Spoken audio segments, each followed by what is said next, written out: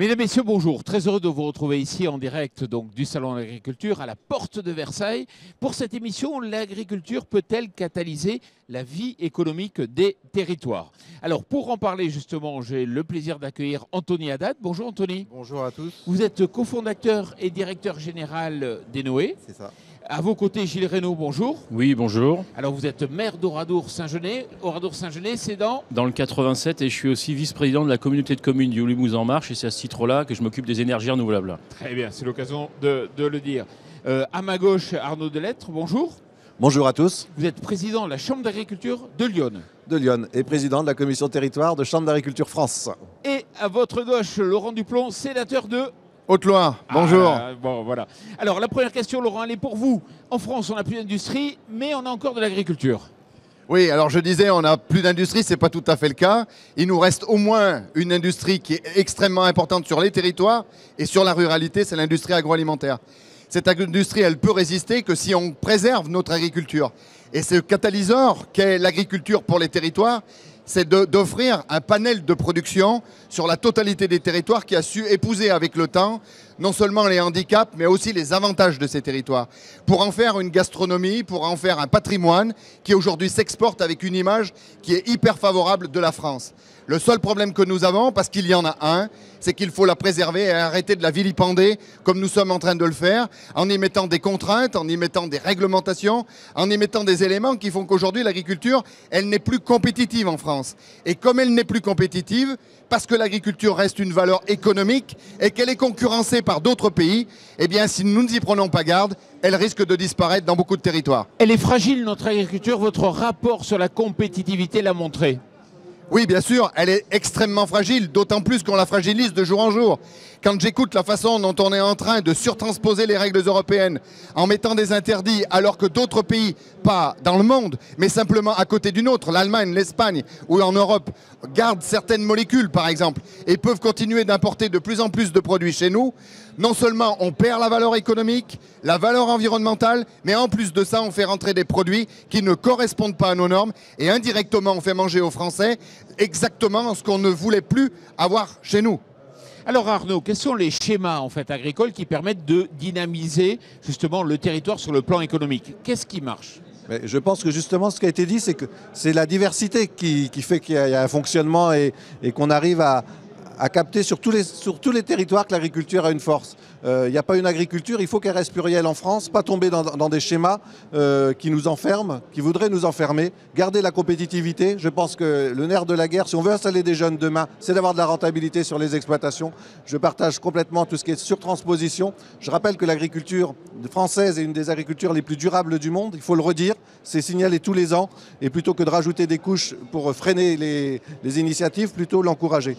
Donc, quand on dit multiplicité de l'agriculture, l'élevage qui est souvent mis à mal, il est vraiment une force sur nos territoires. Il entretient aussi nos paysages, il y a une question paysagère, il y a une question économique, on a des outils économiques derrière, que ce soit sur les abattoirs, que ce soit sur les laiteries qui sont présentes, qui font aussi un tissu très très dynamique et qui emploient beaucoup de personnes. Et je rejoins sur le poids de l'agroalimentaire dans nos territoires qui est important et qui fait cette dynamique. On a aussi l'autre volet qui se développe de plus en plus, qui est le circuit court, l'alimentation, le retour aussi au contact avec les consommateurs. Je pense que ça fait partie des éléments sur lesquels Chambre d'agriculture France se bat aussi tous les jours pour développer, assurer de la rentabilité dans les exploitations et puis garder le contact en permanence aussi avec les collectivités.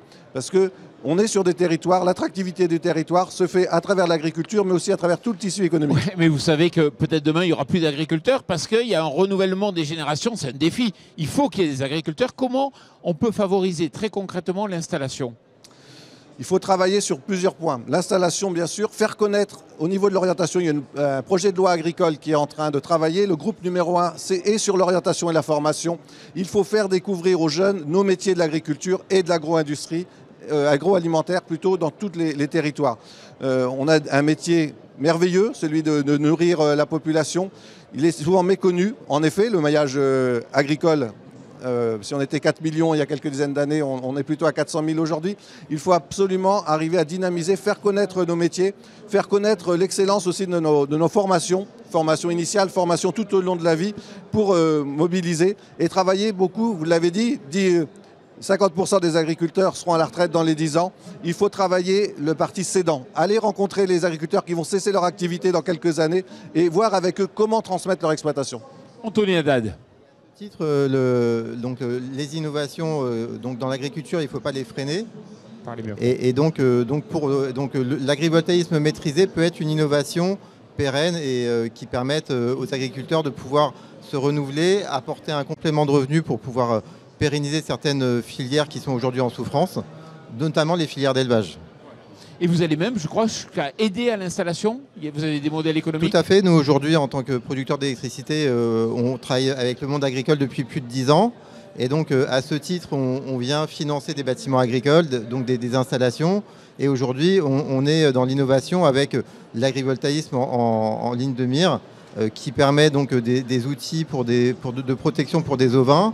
Donc on est en train de faire des démonstrateurs aussi sur des sujets bovins, sur de la protection de culture aussi. Et donc tout ça, effectivement, on doit avoir un cadre et on encourage un cadre précis pour pouvoir avoir aujourd'hui des règles qui soient aussi en concertation avec le monde agricole et avec les institutions. Gilles, vous êtes maire, vous avez des leviers sur lesquels vous pouvez agir. Celui pour favoriser justement l'essor agricole, c'est lequel? Alors, je pense que c'est important de se replacer dans le contexte. Comme ça a été rappelé, on sort d'une période de crise et où les maniaco-dépressifs de la réglementation pensaient qu'on pouvait organiser l'économie comme ça.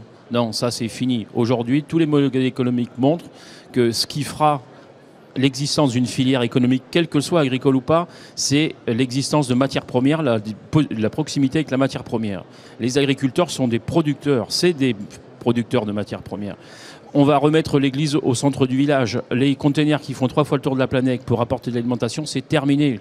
Crédit carbone à l'appui, c'est terminé. Ce modèle-là, il est derrière nous. La métropolisation, elle est terminée. La place belle va revenir pour les territoires et pour les territoires ruraux. Alors ruraux au sens large, on peut s'approcher des agglos et des métropoles, on peut avoir des partenariats, aucun problème. Ce qu'on peut faire, c'est simplement avoir cette posture-là dans les territoires ruraux, de dire que l'avenir, il est ici, ailleurs aussi, pas qu'en territoire rural, mais l'avenir, il se construira avec les partenaires tels que les énergéticiens et tels que tous ceux qui veulent produire français, européens sur le territoire dans un ensemble européen avec des normes communes. Voilà, parce que sans ces prérogatives-là, on n'y arrivera pas. Alors, des questions très précises. Quel est le type d'agriculture qui génère le plus d'emplois par unité de surface? Quelle est la production qui génère le plus d'emplois? Je pense que justement, dès qu'on part sur des agricultures type circuit court, on met forcément plusieurs schémas côte à côte. La récolte, bien sûr, la transformation, la vente. Donc forcément, on induit plus d'emplois. Cependant, l'agriculture et l'agro-industrie, l'agroalimentaire et aussi, Maya, je l'ai dit, les abattoirs, les laiteries. Je pense qu'il ne faut pas opposer les modèles. Chaque modèle à son niveau a une force d'emploi sur le territoire qui est non négligeable et qui doit s'adapter. Voilà, sur un petit village, on va peut-être plutôt essayer de travailler avec les agriculteurs locaux sur des circuits courts. On travaille beaucoup et on croit beaucoup au développement des PAT, les projets alimentaires territoriaux avec les collectivités, pour redonner aussi de la visibilité aux agriculteurs et pouvoir aussi embaucher, sachant qu'on a quand même ce souci au niveau agricole et pas seulement de l'emploi, et de pouvoir mobiliser dans les territoires ruraux la main-d'œuvre nécessaire pour accompagner tous les projets qui le méritent. Et est-ce qu'il y a des échanges entre tous les acteurs pour justement favoriser cet aspect économique des territoires? Alors, ça, c'est peut-être le rôle des élus de territoire et des élus en général. Je dirais que les élus, moins ils s'occupent d'économie de façon directe, mieux c'est, parce que généralement, on ne fait pas que des miracles. Moins c'est clair. Mais on peut au moins, je dirais, dans un premier temps, dire voilà, on se situe dans un contexte global et qu'est-ce qu'on peut faire sur nos territoires et qu'est-ce qu'on peut envoyer comme signaux et qu'est-ce qu'on peut faire pour apporter des solutions nouvelles. Un des problèmes de l'agriculture, nous on gère sur notre communauté de communes à peu près 140 000 hectares, 110 000 hectares de SAU. La SAU déclarée à la PAC baisse de 1% par an. Alors vous allez me dire c'est pas grand-chose. Oui, sur 5 ans, c'est une commune qui disparaît de la PAC. On est passé de 600 000 brebis à 200 000 brebis. Les chiffres en bovins, c'est la même tendance que la tendance nationale. Donc soit on continue à tout parier sur le même modèle et on sait très bien où ça ira, au loup. Hein, il y en a qui aiment, moi pas trop. Ou alors on garde des territoires ruraux et vivants avec des acteurs économiques, alors qui respectent l'environnement, qui font de la biodiversité, parce que la biodiversité en France c'est les agriculteurs qui la fabriquent et les forestiers principalement. Et on va dans cette dynamique-là et on dit, voilà, venez chez nous, venez expérimenter. Tout à l'heure, Anthony parlait d'expérimentation. Venez inventer des nouveaux systèmes. C'est aussi là qu'on va taper à la porte des organisations professionnelles agricoles en disant, les dogmes, c'est bien, les choses que vous avez pratiquées depuis 30 ans avec les résultats que je viens de vous donner, c'est bien aussi. Par contre, ça ne suffit plus. Voilà. Et dans nos projets de territoire, ce qu'on dit, c'est grosso modo, ce qui a été fait a été plutôt bien fait, de bonne volonté, mais ça ne suffit plus. Il faut changer de modèle, il faut changer de paradigme. Oui, Anthony? Non, je voulais juste rajouter que, par exemple, nous, en tant qu'entreprise privée, quand on va à la rencontre d'un territoire, donc en amont, de façon concertative, on va déjà sonder si le territoire il est favorable aux innovations et aux outils qu'on peut leur apporter. Et après, on propose systématiquement un comité de pilotage qui va permettre de faire vivre et de faire évoluer donc, nos modèles et donc de bien vérifier que l'avancement de nos projets est en cohérence avec le territoire. Et aussi, on pense aussi avec les parties prenantes, comment on va pouvoir finalement redistribuer de la valeur au sein du territoire pour pouvoir finalement susciter l'intérêt collectif d'un projet initialement privé. Laurent, est-ce qu'on est... Oui. Juste rajouter quelque chose par rapport à ce qui vient d'être dit. Je pense qu'on ne réinvente pas ce qui existe déjà. Par contre, on est en train de vouloir nous faire croire qu'un autre modèle peut exister et que cet autre modèle pourrait être plus vertueux. Le modèle qu'on essaye de nous vendre sans arrêt, qui fait que souvent les habitants du milieu rural ne le comprennent pas, c'est le modèle du multiculturalisme et de la mondialisation heureuse. Si on veut avoir une économie qui tienne, il faut avoir des liens de confiance. Un agriculteur ne fait pas appel à un prestataire de service qui est à l'autre bout de la planète. Quand il a besoin de quelqu'un, il va chercher un artisan qui est sur sa commune, qui est sur sa communauté de communes ou sur son département. Et la réalité de tout ça, elle est simple. C'est que le lieu, c'est le lien. Quand on est attaché à un lieu, on crée les liens nécessaires pour vivre ensemble. Et c'est la fraternité qui a à travers cela. Alors que le multiculturalisme et la mondialisation heureuse nous conduit à moins de fraternité, nous conduit à moins nous comprendre et nous conduit au contraire à ne plus avoir ce lieu et ce lien. Et c'est ça qu'il faut que nous défendions. C'est ce modèle qui est autre que celui qu'on nous propose tous les jours. Quand je m'insurge sur le grillon, par exemple, je n'ai pas envie de manger des grillons à mon insu. Parce que le lieu, c'est le lien. Moi, ce que j'ai envie de manger, c'est de la viande qui est produite à côté de chez moi, sur mon territoire ou en France. Alors justement, est-ce qu'on est... Ah, vous êtes applaudi là.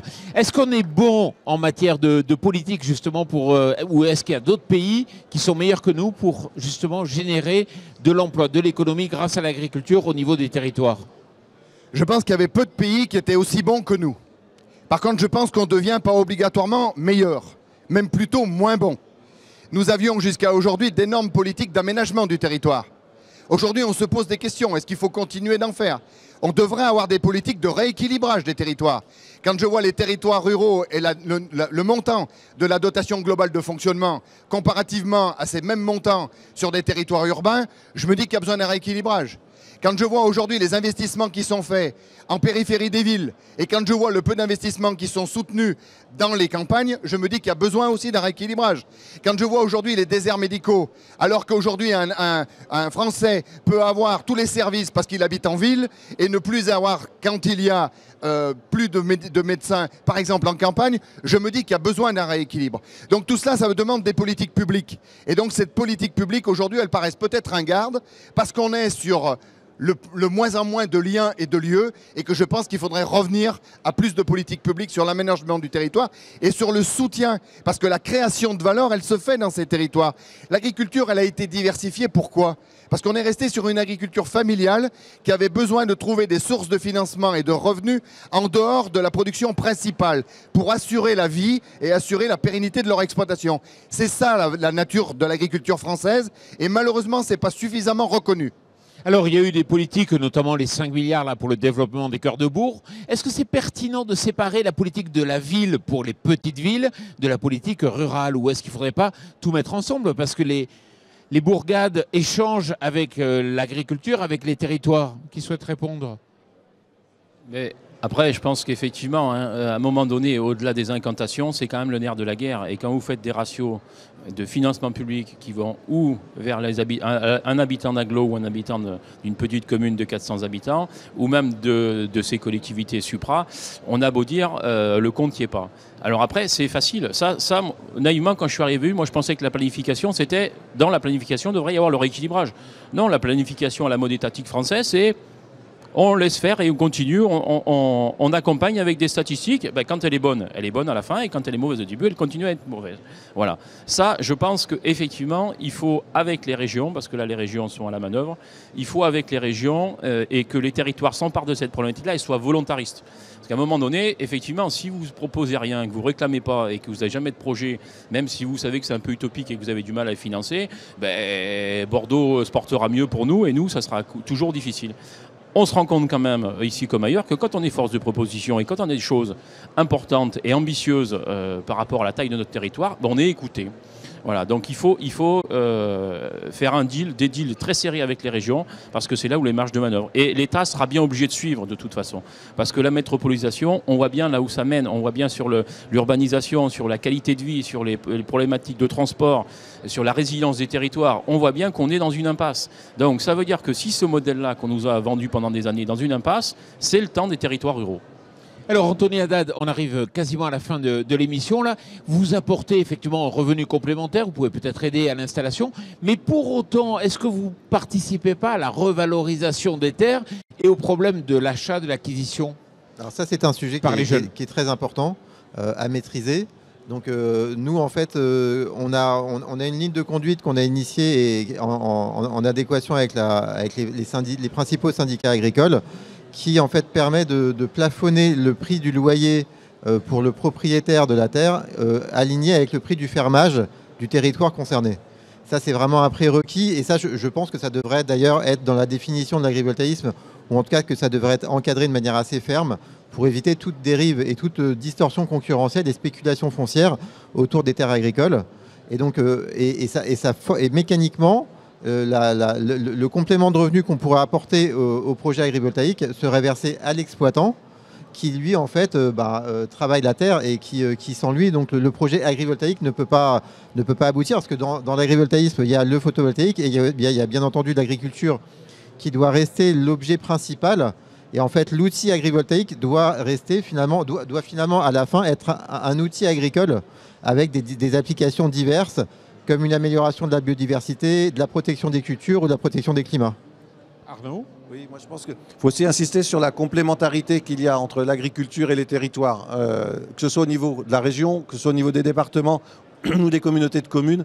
Je pense qu'il est important de montrer à chaque échelon l'importance et la force économique de l'agriculture dans les territoires, qui est souvent un peu oubliée, parce qu'on voit des espaces, des champs, et on dit oh bah là il n'y a rien, on peut faire. Non, il y a une agriculture, il y a des emplois qui sont induits, et je pense ce travail qu'on mène bien sûr au niveau de Chambre d'Agriculture France, de rencontrer l'ensemble des élus, mais aussi des communautés de communes, et de monter des projets ensemble, que ce soit sur de l'énergie, que ce soit sur de l'alimentation, je pense que c'est qu'en partageant les enjeux des territoires qu'on peut faire avancer des grands projets. Toute dernière question, Laurent. Vous l'avez dit, l'élevage, il disparaît. Il y a une forme de décapitalisation importante de l'élevage aujourd'hui. La pente, elle est comme ça. Ah oui, 2,5%. Il ne faut pas oublier que cet été, nous avons connu des semaines où il manquait 7000 têtes de bétail dans nos abattoirs. Le problème, Jean-Paul, de la décapitalisation, il est plus important que ça. L'agriculture, et surtout dans l'élevage, on peut faire un parallèle avec l'industrie lourde en termes de capital.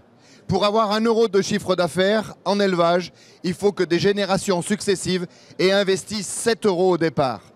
Quand on décapitalise, on perd cette valeur économique, on perd ce capital. Mais on perd plus que ça. On perd le savoir-faire et on perd l'expérience. Et l'élevage ne s'invente pas.